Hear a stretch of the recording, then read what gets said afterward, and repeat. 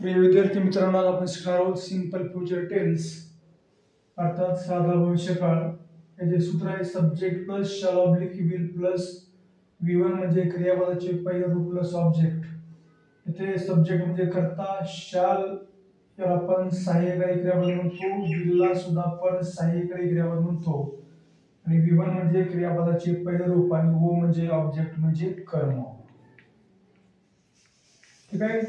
तर simple future tense structure याप्रमाणे आहे subject plus shall oblique will plus V1 plus object. आता प्रत्येक कर्त्यासमोर शॅल आणि विल पैकी एक सहाय्यकारी क्रियापद घेतल्यानंतर त्या वाक्याचा अर्थ काय होतोय बघूया।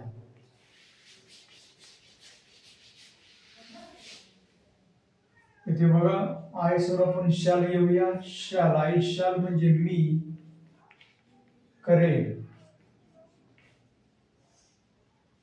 वी शॅल म्हणजे आम्ही करू, यू विल म्हणजे तू करशीलच। सो पुन्हा एकदा यू विल तुम्ही करालच, म्हणजे ही विल तो करेलच, शी विल ती करेलच, इट विल ते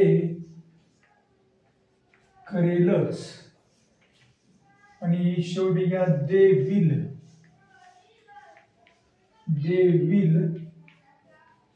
ते करतीलच। ठीक आहे, ते करतीलच। तर इथे प्रश्न असा आहे की आय समोर शॅल, वी समोर शॅल, यू समोर विल, म्हणजे शॅल आणि विल मध्ये नेमका डिफरन्स काय असतो बघा। जर तुम्ही शॅल वापरले तर त्याचा अर्थ मी एखादी क्रिया करेन असा होतो आणि विल वापरले तर मी एखादी क्रिया करेनच, म्हणजे तिथं च यायला पाहिजे। ओके, दोन्हीमध्ये डिफरन्स असा असतो।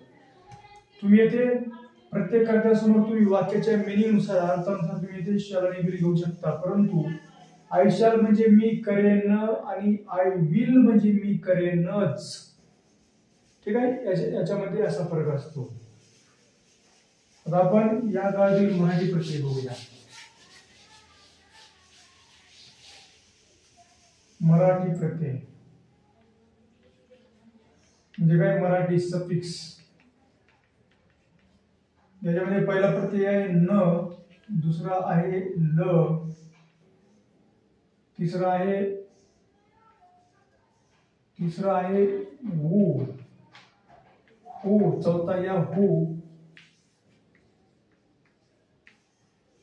मग या इन,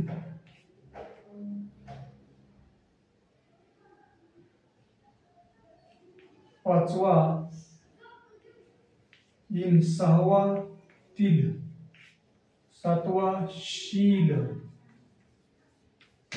तर अशा प्रकारचे इथे मराठी प्रत्यय या काळामध्ये येतात सिंपल फ्युचर टेन्स मध्ये। तर आपण सिंपल प्रेझेंट टेन्स वाक्य सिंपल फ्युचर टेन्स मध्ये मराठी प्रत्ययानुसार कशी बदलायची आपण उद्याच्या भागात बघूया। धन्यवाद।